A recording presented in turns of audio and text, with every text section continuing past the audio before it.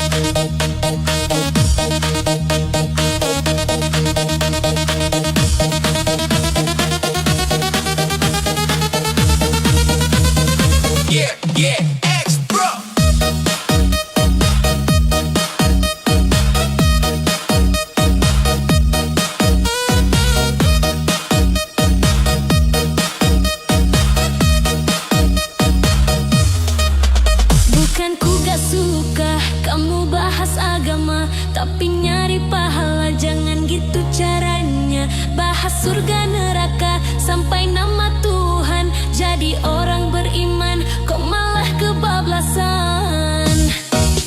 Kamu rajin ibadah tapi hobi memfitnah. Bilang mau sedekah cuma pamer barang mewah. Tiap hari ceramah bahas soal pahala, tapi ke musyola cuma buat jaga nama. Kamu rajin mengaji tapi hobi menghakimi. Gaya kayak kiai tapi hati iri dengki. Baca kitab suci ngomong dalil segala, tapi sholat aja belum tahu arahnya.